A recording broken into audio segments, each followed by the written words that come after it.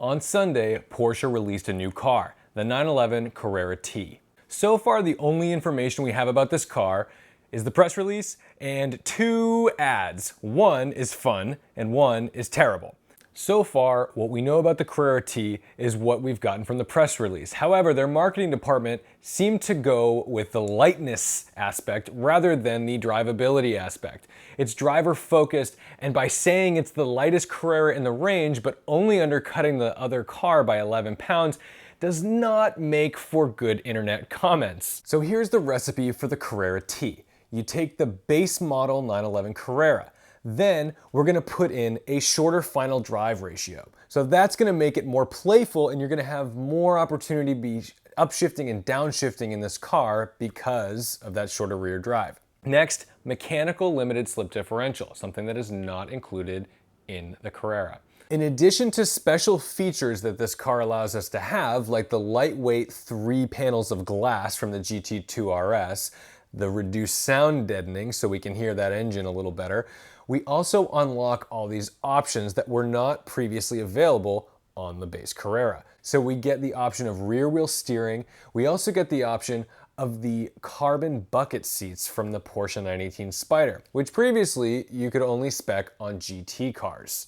If you're in the camp that this car can't possibly be special because it doesn't have a bespoke or special engine, I would challenge that as well, because yes, it has the 3-liter twin-turbo engine from the base Carrera. However, the GT4 carried over the 3.8-liter flat 6 from the Carrera S. That was not a bespoke GT engine. I've been following this car very closely since Sunday, and I've read countless articles from different news sources. And what I have noticed is that not all of these news sources are getting the facts straight.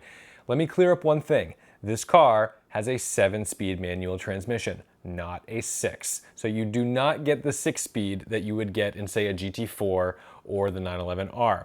There is a PDK option, and that, of course, remains a 7-speed. So who's right about this car? Every article I've read has comments below where people are saying, well, this is just another way for Porsche to go out and take money from their customers. It's just a base Carrera with some goodies. And they aren't wrong. But I would challenge them and say that this is a very driver-focused car. I do think this is probably the Purist 911 that's in the range right now. The base price starts at $102,000, $103,000. Doesn't really matter, it's $100 grand. But once you've optioned out what needs to be in this car, which to me is the carbon buckets, which is $5,200, the rear wheel steer, which is $2,000, and a few odds and ends, gotta have the fire extinguisher, gotta have the sport chrono, things like that, you end up at about $115,000. Now, you can go higher. You can option this car well over $140,000, but I don't think that's the purpose of the car. At $115,000, you're starting to come very close to 911 GTS territory. So those folks who are saying, well, why wouldn't I just spend the extra $5,000 for the 911 GTS? But don't forget that that $120,000 price for the Carrera GTS is the starting price. That's the base price. So that's the rear-wheel drive car with 0 options. Hard to believe that you wouldn't spec that out to at least $140,000. But why am I gonna spend $115,000 on a car that only produces 370 horsepower? It's a good question, and I think part of the confusion about the performance of these cars is Porsche's marketing. We see that they give the base Carrera a 4.4 second 0 to 60 time. They're saying that this car takes 0.1 seconds off of that time.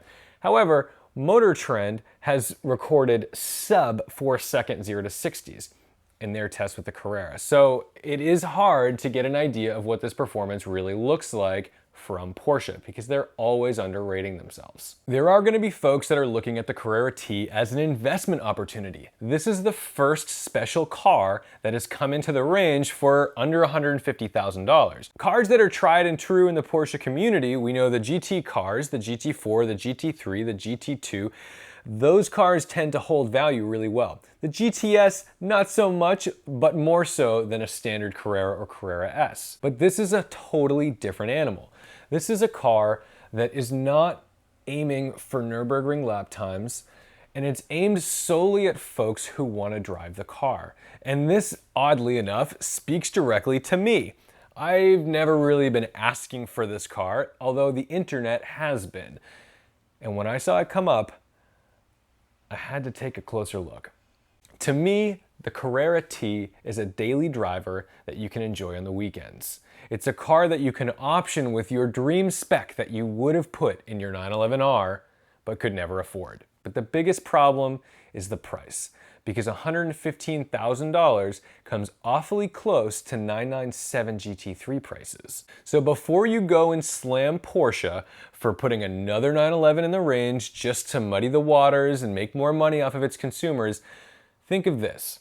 I genuinely think this car will not disappoint. I don't think there's any way the car can be bad. However, for someone like me, I don't know if it's worth sacrificing that kind of money instead of getting the GT3. So do me a favor, go onto the Porsche configurator, try to make your own 911 Carrera T, put the code in the comments below, and show me how you would configure your Carrera T. In addition to this, tell me if you even think this car makes sense. Is it worth buying this car over a base? Is it special? Is it a driver-focused car? Or is it just a base with a bunch of options that will not matter in the long run?